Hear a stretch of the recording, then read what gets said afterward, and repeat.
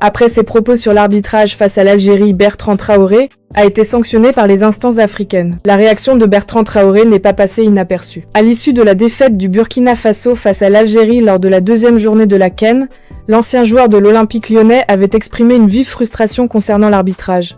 Ses propos, tenus à chaud, dénonçaient une gestion jugée préjudiciable au déroulement de la rencontre.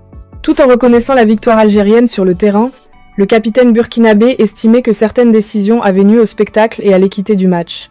Cette sortie médiatique a rapidement suscité des réactions, tant du côté des instances que des observateurs de la compétition. Dans un tournoi où la pression est forte et la visibilité maximale, ces déclarations ont été examinées de près par les autorités compétentes.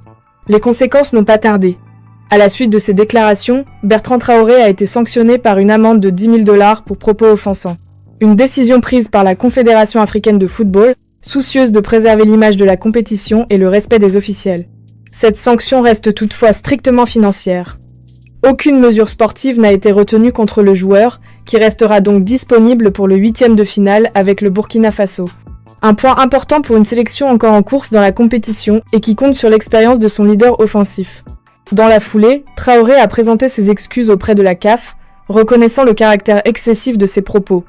Ce geste vise à apaiser les tensions et à recentrer le débat sur l'aspect sportif de la CAN.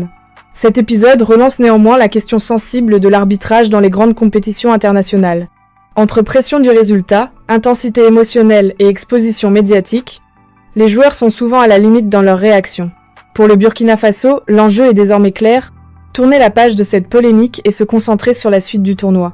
Pour Bertrand Traoré, cette sanction rappelle les limites à ne pas franchir, même dans la frustration d'une défaite serrée. Qu'en pensez-vous?